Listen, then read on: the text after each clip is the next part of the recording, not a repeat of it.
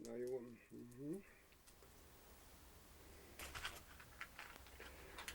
Well, the next thing I wanted to know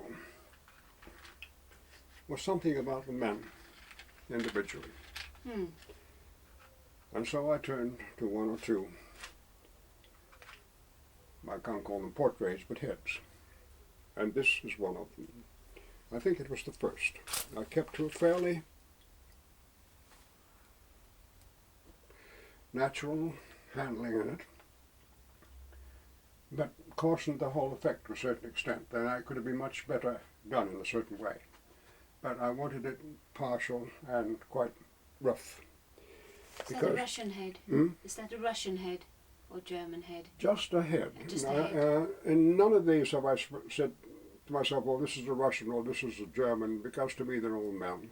They only wear different uniforms, and that's the difference. But what I wanted to look at was what was this doing to them, because when the war finally reached Stalingrad, that is when it really became terrible. Because the Russians held out at Stalingrad in a way that no one had expected. Hitler, who was then in command and put himself in command of the forces, against the opinion of his generals very often, kept saying, go to Stalingrad, go to Stalingrad, take Stalingrad, take Stalingrad. So they kept at him. Because he expected, apparently, what I know of it, Hitler expected that the Russians would simply cave in at some point. But when he got to Stalingrad, he realized that they were not going to do that. And he had already overshot his mark, because he believed that that war would be more or less decided by late autumn. He sent his men in too late, you see. Barbarossa began too late, but he was so confident that nothing could stop the German army when it started to move.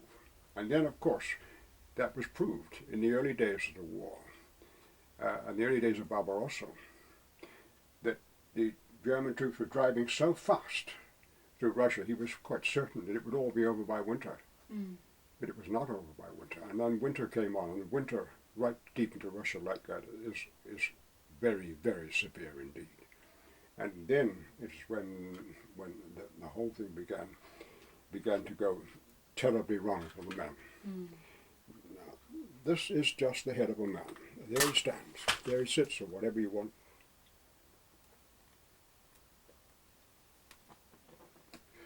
And all I could do was think, how does that man feel? What is the man like? So I began that was one of them, I think the first one. I don't know how it looks to you, Margaret. Anything? Any comment you have to make on it? Well, first when I saw it, I thought it's Yes? terror. But as I've looked at it more, it's more kind of a tragedy, really. Exactly. There's pity in it. Sadness. There's a pity in this. This isn't something I deliberately set out to do, but I find it recurs in all my work because, I've said often enough that painting for me is really a tragic act. You don't know what it is, you don't know how you can do what it is you want to do, or even precisely what it is that you want to do or express. But then I have to rely upon upon the kind of artist I am, I suppose, and let it speak. So for me, there is in that, when I finish it, I look at it and I think there's a sense of pity, of tragedy in this, something gone terribly wrong.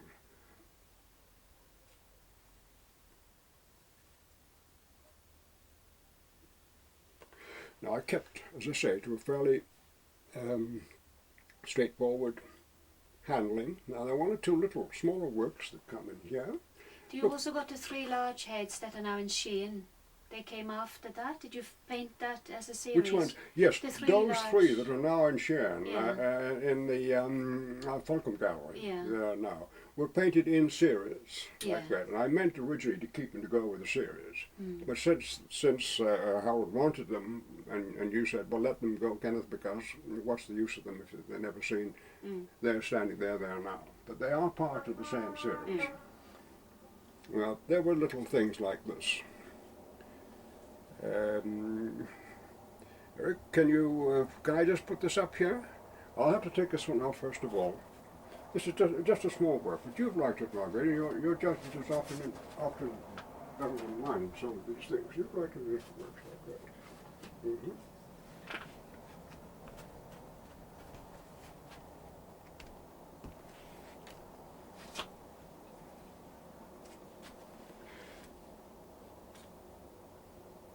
There was this one.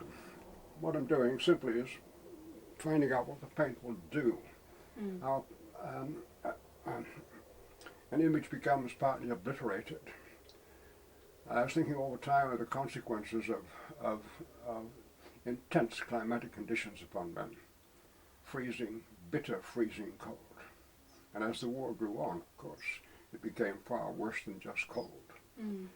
All the men became infested with lice. There was no water to wash. There was not.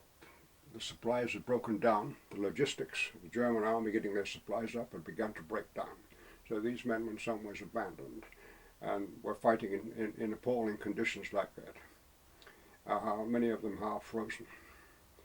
In many cases, they couldn't.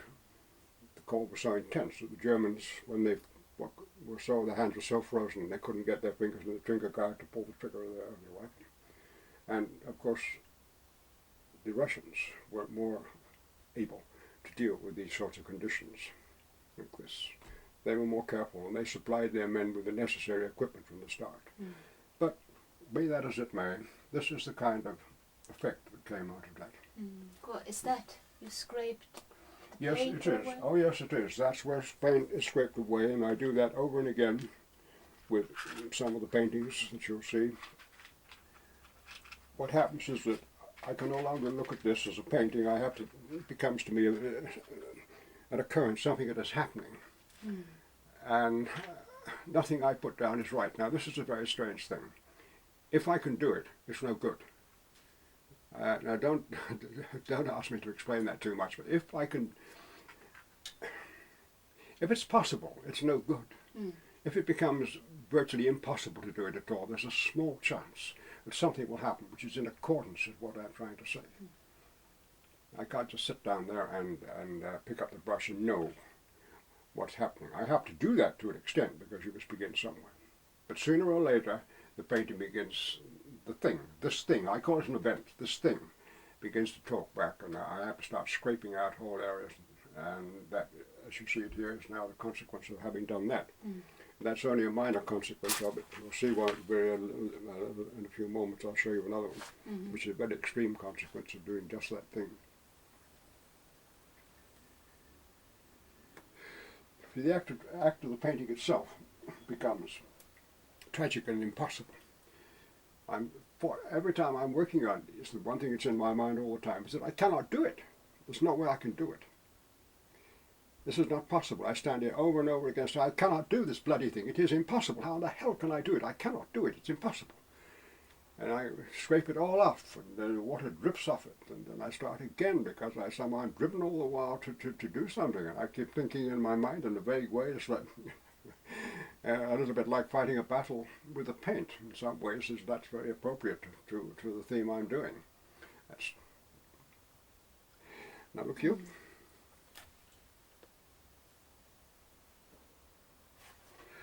Right. Well, let me stay there a moment, I think. Are we okay, Eric, with all that? Okay.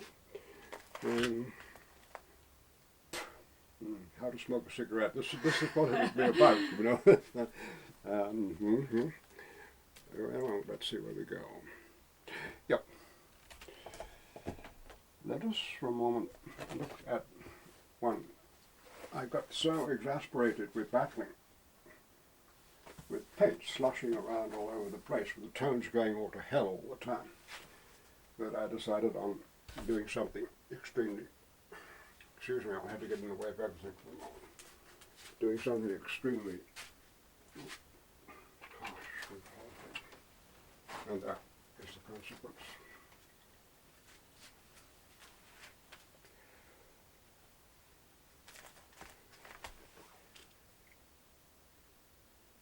Do you see it, Margaret?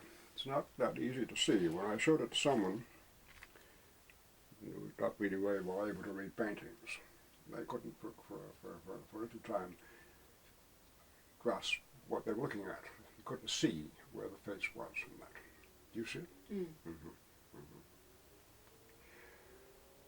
I think this is possibly among the best and most forceful of the very black paintings here. Yes, this is scraped out. Also, in all the surface, there's a lot of sand and dust, emery dust worked in with the paint. And as you see about all of these, not any of them have any varnish whatsoever, so that they're not finalized, they're not polished. They're left as coarse as they actually came off. But I think it works very well. I think this is something that has British painting. Someone could see was groping to find out a face here. There is no face here. What you're looking at is straight down here. Eric, can you come in on that one just a little bit hard? Somewhere around this area.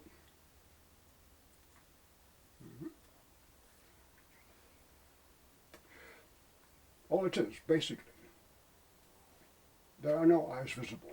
Just faintly, there are indications. But down here, the nose, indication of where a mouth would be, split open by frost.